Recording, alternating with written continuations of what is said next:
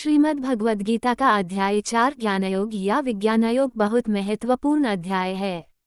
इसमें भगवान कृष्ण अर्जुन को ज्ञान योग का गूढ़ स्वरूप बताते हैं, जिसमें कर्म और ज्ञान का समन्वय बताया गया है।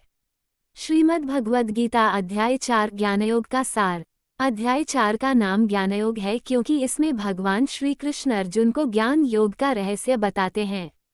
ये ज्ञान योग कर्म योग से गहरा संबंध रखता है, क्योंकि इसमें कर्म को ज्ञान के साथ करना बताया गया है।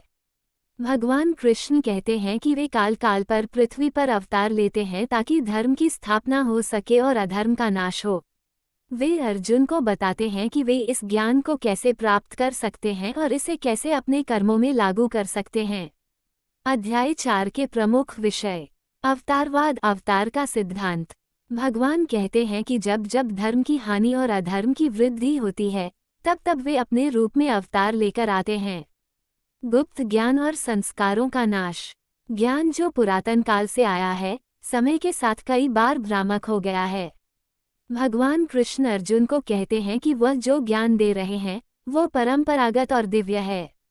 सत्य और मिथ्या ज्ञान। कुछ लोग जो ज्ञान को प्राप्त करते हैं वे भ्रम में पड़ जाते हैं, इसलिए सही गुरु से प्राप्त ज्ञान आवश्यक है।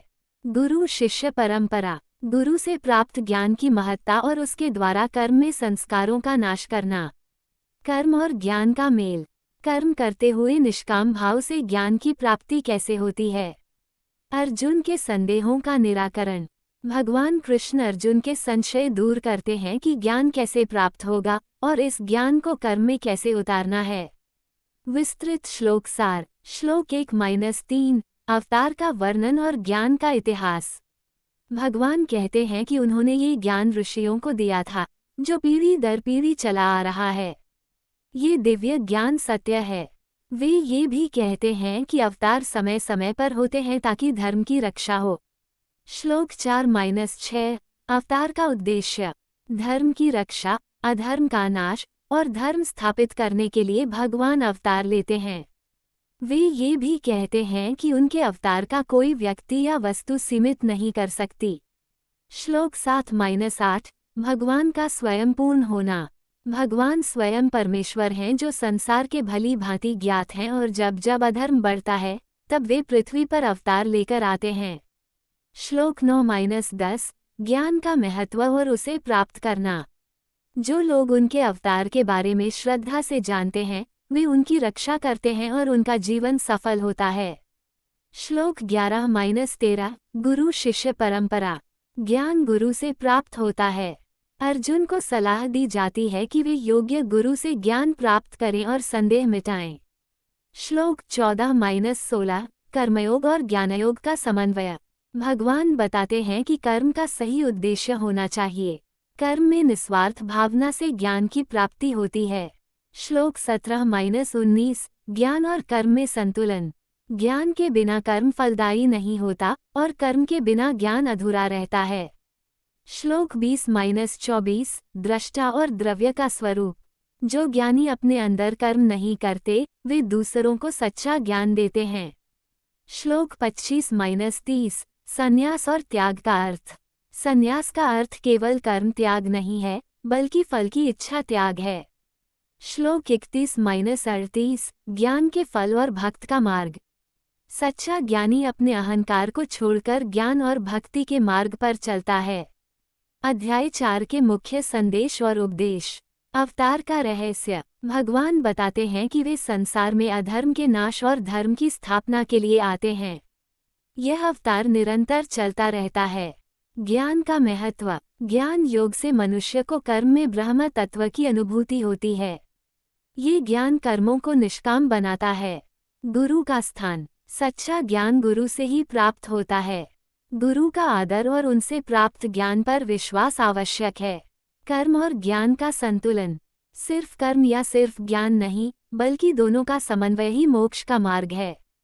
निष्काम कर्म। फल की इच्छा छोड़कर कर्म करना ही सबसे बड़ा ज्ञान है। गहन व्याख्या। अवतारवाद। भगवान कृष्ण बताते हैं कि वे हर युग में अवतार लेते हैं। जब भी अधर्म बढ़ता है और धर्म कम होता है तब वे इस संसार में आते हैं।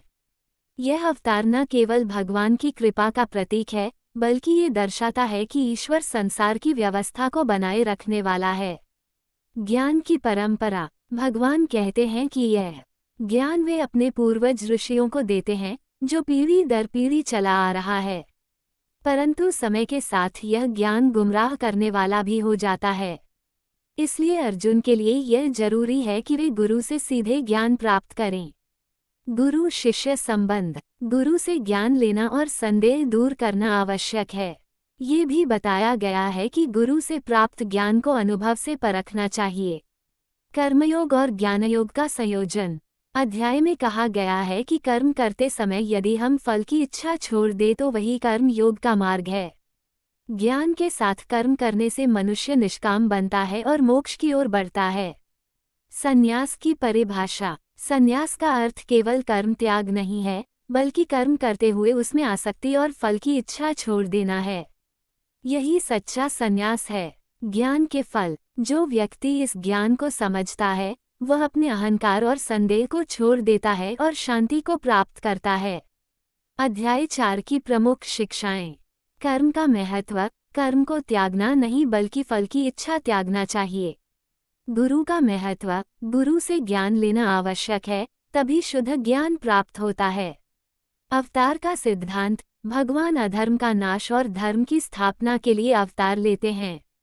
ज्ञान योग। ज्ञान के साथ कर्म करना सर्वोत्तम मार्ग है। संशय निवारण। संशय से बचना चाहिए, क्योंकि संशय ही मोक्ष में बाधा है। अगर आप चाहें तो मैं इस पूरे अध्याय के प्रत्येक श्लोक का भावार्थ, व्याख्या और महत्व विस्तार से भी लिख सकता हूँ, जिससे आपको 5000 शब्दों का एक विस्तृत और गहन ग्रंथ मिल जाए। क्या आप चाहेंगे कि मैं श्लोक दर श्लोक इस अध्याय का विस्तृत भावार्थ और टीका प्रस्तुत करूं, या किसी विशेष भाग पर अधिक जानकारी दूं?